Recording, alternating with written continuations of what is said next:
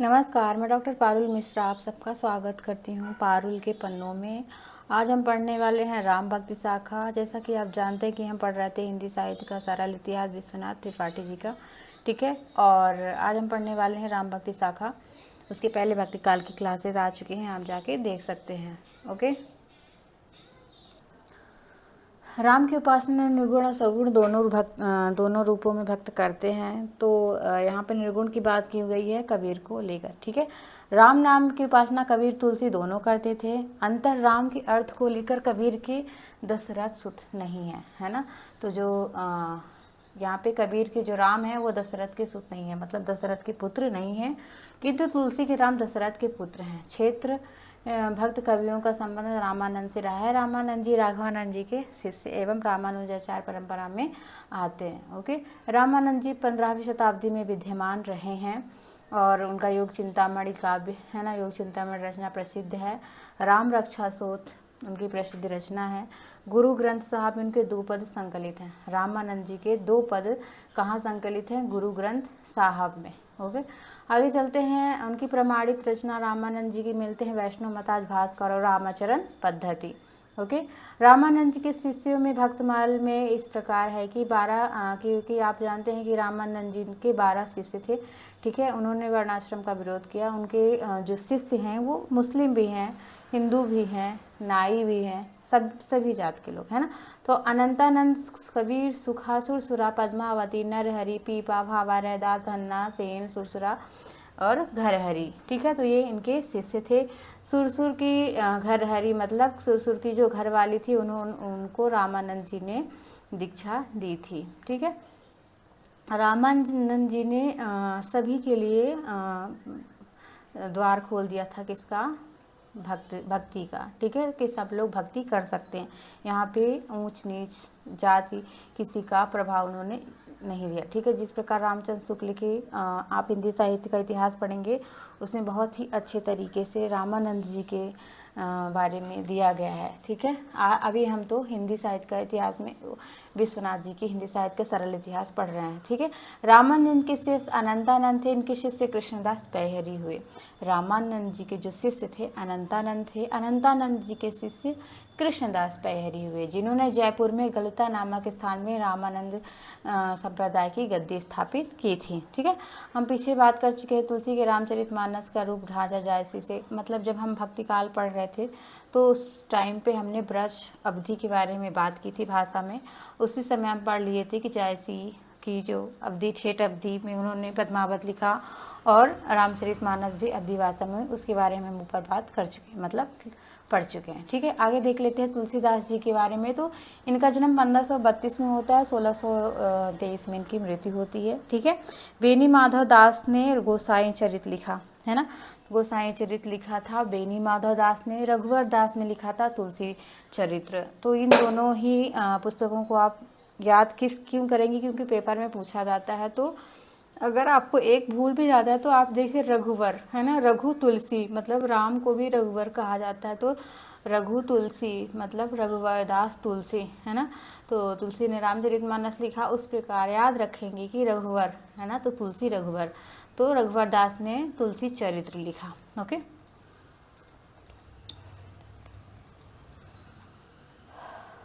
आगे चलते हैं। तुलसीदास के मध्यकाल में कवियों में से जिन्होंने अपने बारे में थोड़ा बहुत ही लिखा और बहुत काम भी किया उन्होंने।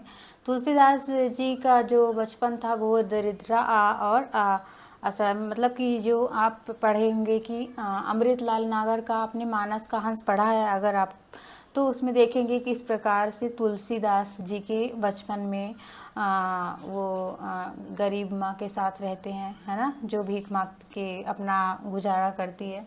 फिर उसकी मृत्यु के बाद किस प्रकार उनको वहाँ के लोग मारते हैं और वहाँ से भगा देते हैं। फिर वो मंदिर में रहते हैं, फिर नरहरि बाबा मिलते हैं है ना। तो वो उनके बचपन का यहाँ पे जिक्र हुआ है कि माता पिता ने दुनिया में पैदा करके मुझे त्याग दिया है ना। माता पिता ने दुनिया में पैदा करके, माता पिता जग जाय तज्यो विधि न लिखी कछु भाल भलाई है ना। जैसे कुटिल कीट को पैदा करके छोड़ देते हैं, वैसे ही मेरे माँ बाप ने मुझे त्याग दिया था। ओके। तनु तज्यो कुटिल कीट त्यो देव त्यज्य मात पिता, है ना। तो यहाँ पे हनुमान बाहु से स्पष्ट होता है कि अंतिम समय में उनको रोग था, बाहु पीड़ा का रोग था, है ना। पेट में, पाँव में, शरीर में पीड़ा होती थी, है ना। और तुलसी की मृत्यु 1580 मतलब 1623 में हुई थी। उनके विषय में एक दोहा है कि संवत 1680 गंग के तीर श्रावण शुक्ला सप्तमी तुलसी तजो शरीर। यहाँ पे उनकी मृत्यु के लिए एक, तो इनके जन्म में काफ़ी विवाद रहा है कि उनका जन्म कहाँ हुआ। तो कुछ लोग अयोध्या, काशी, चित्रकूट का वर्णन मिलता है, कुछ लोग राजापुर और अयोध्या को इनका जन्म स्थान मानते हैं, है ना। मैंने राजापुर सूकर खेत में अपने गुरु के मुँह से सुनी थी कि सूकर खेत यानी सूकर क्षेत्र विद्वानों ने सोरो मानते हैं और कुछ गोड़ो जिले यानी सूकर खेत को मानते हैं। तुलसीदास जी के प्रमाणित रचनाओं में 12 हैं। कौन कौन से? दोहावली, कवित रामायण, गीतावली, रामचरितमानस, रामाज्ञा प्रश्न, विनय पत्रिका, रामलला, पार्वती मंगल, जानकी मंगल, राम रामायण, वैराग्य संदीपनी, कृष्ण गीतावली, रामचरितमानस, है ना। तो रामचरितमानस की रचना 1574 ईस्वी में हुई थी, ठीक है। अर्धालियों से प्रकट होती, मतलब 1631 में। यहाँ पे एक दुआ है कि संवत 1631 सा करम कथा हरिपद धर सीसा, है ना। तो यहाँ से स्पष्ट होता है कि 1631 संवत में रामचरितमानस की रचना हुई थी, ठीक है। तो तुलसी का काव्य वैभव कैसा था देख लेते हैं, ठीक है। तो यहाँ पे तुलसी केवल रचनाओं को देखकर समझा जा सकता है कि मध्यकालीन हिंदी साहित्य के काव्य रूपों में उनकी रचना होती है, ठीक है। जिस प्रकार यहाँ पे रामचंद्र शुक्ल का एक कथन इम्पॉर्टेंट है कि देख लेते हैं। शुक्ल कहते हैं कि हिंदी काव्य की सब प्रकार की रचना शैली ऊपर से गोस्वामी जी अपना ऊंचा आसन प्रतिष्ठित किया है और यह उच्चता और किसी को प्राप्त नहीं है ना। तो शुक्ल जी के जो कह सकते हैं कि शुक्ल जी सबसे ज़्यादा मान्यता तुलसी को दिए, ठीक है। उसी प्रकार हजारी प्रसाद ने कबीर को दिया, ठीक है। तुलसी ने अपने जीवन में, अपने युग में विषय में हिंदी के किसी भी प्रकार मध्यकालीन से कबीर के अधिक लिखा, है ना। और रामचरितमानस में अनेक मार्मिक प्रसंग उन्होंने दिया है। कैसे मार्मिक प्रसंग है उनमें? रामचरितमानस का जो प्रारंभ है, तुलसी ने कौतूहल पूर्वक राम के ब्राह्मत्व और मनुजत्व को सह स्थित किया है। जिस प्रकार पार्वती जी शंकर जी से प्रश्न किया है और रामचरित की पूरी कथा शंकर जी ने पार्वती जी को सुनाई है ना। यहाँ पर वाल्मीकि रामायण भवभूति के राम को पुनः प्रतिष्ठित नहीं किया रामचरितमानस में। जिस प्रकार राम को निर्मित किया, वे ब्रह्मा होते हुए भी ऐतिहासिक स्थिति के आधार पर व्यक्ति हैं, है ना। जिस प्रकार रामचरितमानस में मार्मिक चित्रण किया गया है ना। तो मार्मिक कहाँ कहाँ पे होता है हम देख लेते हैं कि रामचरितमानस में, जैसे यहाँ पे कवितावली रामचरितमानस उत्तरकांड का पूछा गया क्वेश्चन है कि कलयुग का चित्रण कहाँ कहाँ किया गया है ना। तो कवितावली और रामचरितमानस में कलयुग का चित्रण आता है ना। तो रामचरितमानस के उत्तरकांड में कलयुग का चित्रण आता है, जिसमें रोग, अज्ञान, कामासक्ति आदि का भी वर्णन किया गया है। कवितावली में लंका दहन का प्रसंग आया है ना। और तुलसी की रचनाओं में हमारा देश, प्रकृति, वन, पशु पक्षी, है ना, सबको यहाँ पे परिभाषित किया गया है, दिखाया गया है। चित्रकूट के कोल की रात में उन्होंने वर्णन भी किया है किस प्रकार नारी का जीवन उन्होंने रेखांकित किया है कि नारी की उन्होंने निंदा की है, किंतु इसी संदर्भ में नारी के प्रति अपार करुणा का भी भाव उन्होंने दिखाया है ना। कति विधि सजी नारी जग माही, पराधीन सपने सुख माही, है ना। कई मंथरा संवाद और सुरपंखा प्रसंग भी प्रकट किया उन्होंने। तुलसी की नारी निंदक ही नहीं, नारी सौंदर्य के अत्यंत प्रभावित और रचनाकार भी है ना। रीतिकालीन रीतबद्ध कवियों के समान नारी को केवल भोग्या के रूप में चित्रित नहीं करते। सीता जी की जो वंदना वे करते हैं वह कन्या के, है ना, 3 रूपों में करते हैं, है ना। माँ, प्रिया और माँ प्रिया के रूपों में करते हैं। जैसे जनसुता जग जननी जानकी, अतिशय प्रिय करुणा निधान की, है ना। तुलसी की तत्कालीन सामंतों का जो को भाजन बनना पड़ा था। यहाँ पे राम राज्य का चित्रण किया गया है। राम राज्य में कलिकाल का प्रभाव, है ना, विषादग्रस्त कलिकाल तुलसी का युग है ना। तो जो कलिकाल का प्रभाव है वो दिखाई देता है। यहाँ पे वर्ण आश्रम का पालन नहीं कर रहे हैं, है ना।